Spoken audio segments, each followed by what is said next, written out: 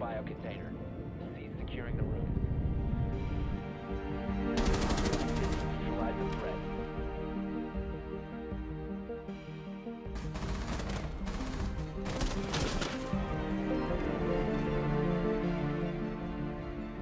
What is up there everyone, it's the Gardener Gamertech here, and today I want to do a video looking ahead at year 3 of Rainbow Six Siege, because there have been a few things that have been announced for this year and also been leaked recently, so I want to sort of talk about it and what I'm looking forward to this year. Now, one of the things I'm really looking forward to is the map reworks for some of the base game maps. The two that they've already mentioned are Clubhouse and Hereford. Now, I'm really interested to see what they do. For my opinion, Clubhouse is a decent map. I don't dislike it, as it's a map that I've had a lot of time to sort of get used to and play over the years. But I am interested to see what they do, considering they're completely separating the bar section and they're also completely changing the top floor of the map.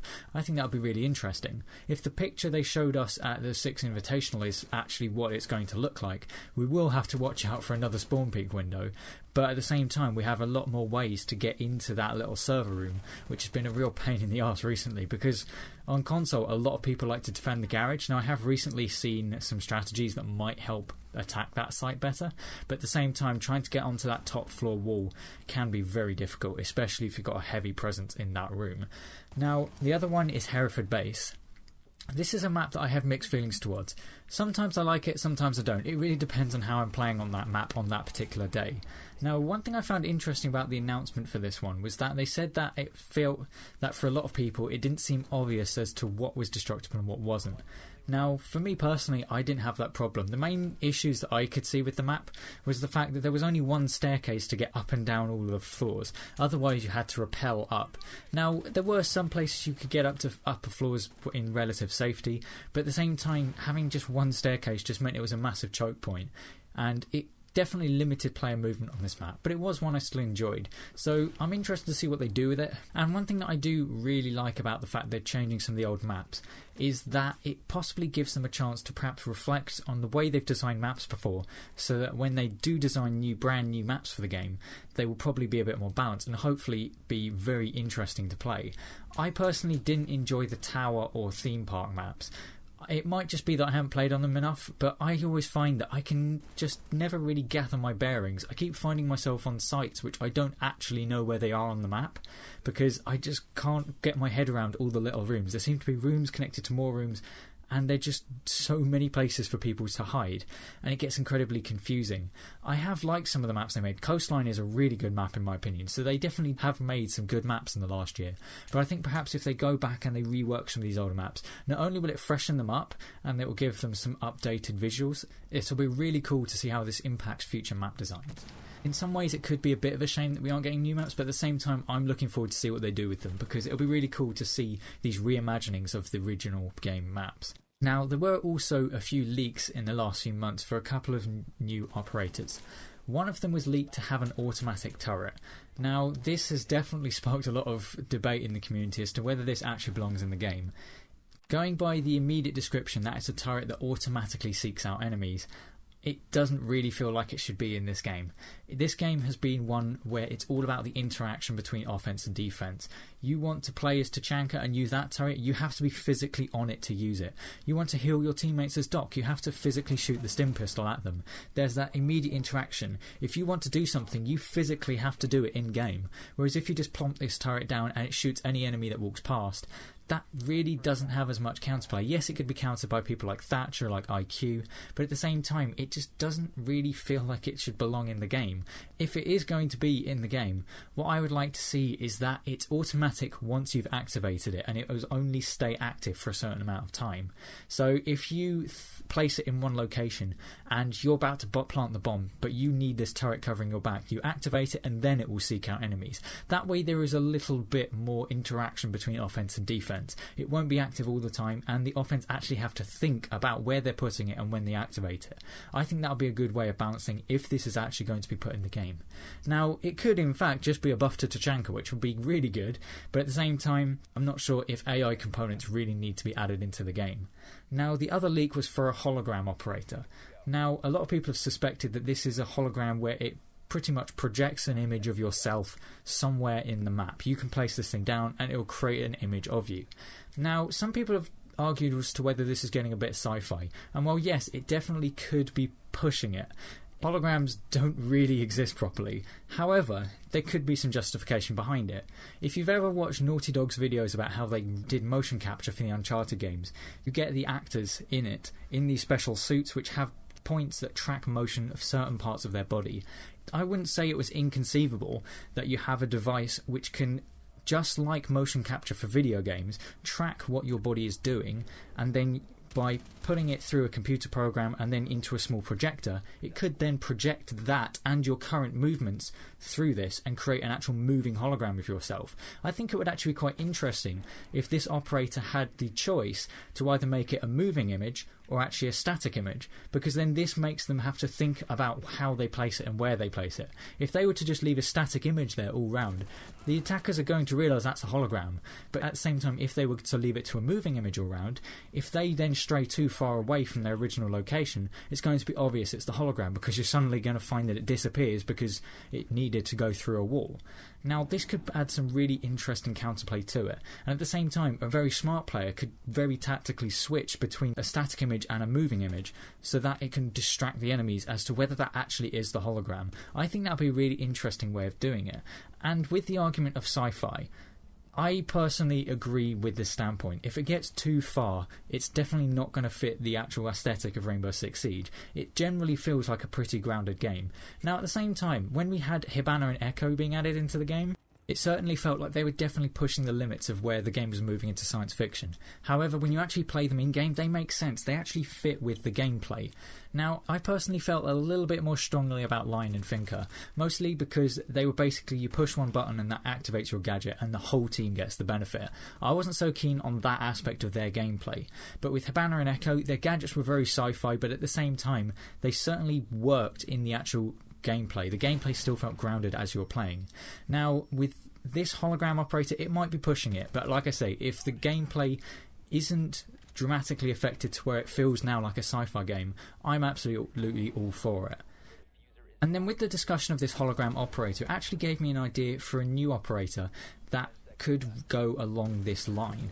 Now, the idea is that you have a operator who has the blueprints for every building in the game.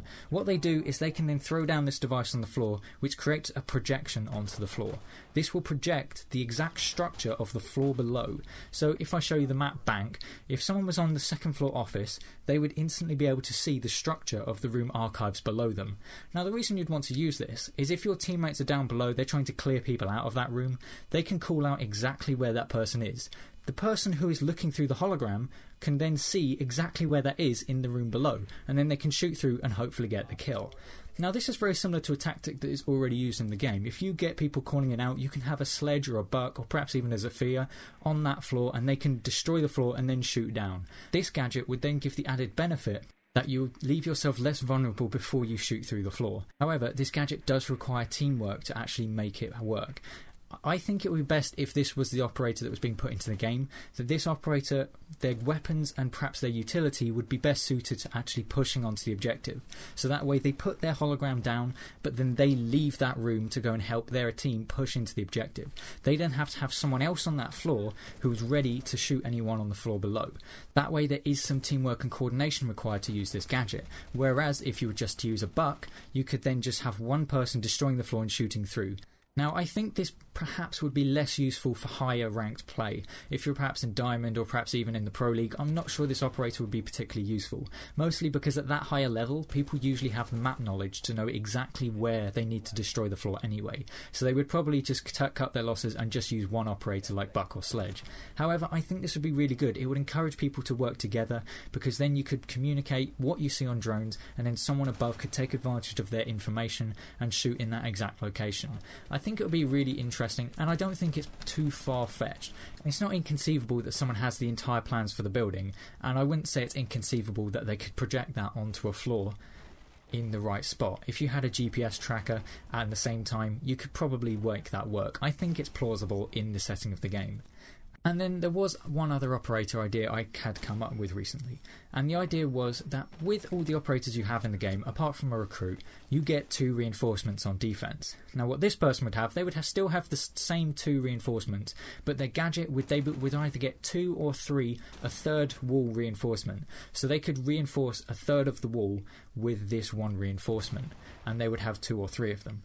Now the reason you'd want to use this is this would then allow you to create small crawl holes, or perhaps even give more protection to a mirror. If you were, for instance, to put 2 of these reinforcements 2/3 of the way up a wall, that means you could then put the mirror at the middle of the wall, but they wouldn't be vulnerable behind it. This would be an interesting strategy. This is a strategy that's already used with soft walls. However, you can very easily just shoot through and kill the person hiding behind the mirror. Now, people might think, wait a minute, you're basically just giving this tactic even more strength. However, you are requiring 2 operators to complete this strategy, whereas before you only were using 1. It's that trade-off. You do get the extra utility in that you have another set of reinforcements.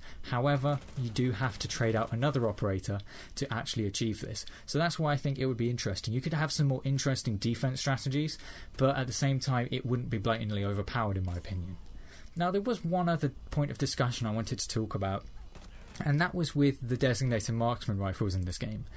They aren't used very much, and especially also with light machine guns.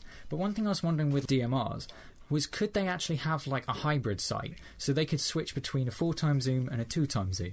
Now I do realise this is pretty much what Glaz's gadget do, minus the thermal scope, which was added in several months after the game launched.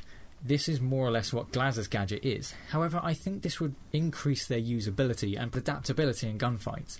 One of the main problems I've had against them is they're really good for precise shooting. You want to shoot from far away, you stick an ACOG on it, and they can be very precise. However, I find personally for me, when I get into close quarters, I struggle to use an ACOG. I usually can't move my aim fast enough. So having the ability to then switch out to maybe a holographic looking sight, it would be really useful. So one thing I was thinking, to make it unique so that it's not just the same as Glaz's gadget, perhaps make it so it's a canted iron sight. Then these DMRs, they have the ability to switch between long range and short range. However, you do have the disadvantage perhaps that the canted iron sight isn't very clear to look through. So you have that trade-off. Do you want to just stick with one ACOG, or do you perhaps want the ability to switch to close range? However, you might not be quite so accurate because the sight's actually a little bit more obstructive. I think this would be interesting. It would definitely give the weapons a little bit more adaptability, and perhaps they might see more use in general play. Now, with light machine guns, I really don't know what they could do to make these guns more viable. Generally, they're just very wobbly, which means they aren't very precise and you can't get headshots, which really is the aim of the game when it comes to a gunfight. I'm not really sure what they could do with them. It really depends on what role these weapons are supposed to fulfill, because at the moment they just kind of get left on the side. Other than Ying, who you're pretty much forced to use it, they aren't really viable weapons, and so they very, very rarely get played. But I'm interested to see what you'll think about this. These are things that I've been interested in for this year of Rainbow Six Siege, and I am looking forward to seeing how some of these changes might impact the game. I might well be crazy with some of my operator and the flip site idea, but at the same time, it's just my opinion, so I'd really be interested to see what you all thought of it down below. But I do hope you've enjoyed the video. This has been the guy from the Gamertag, and I'll see you on another video. Down to 1 friendly.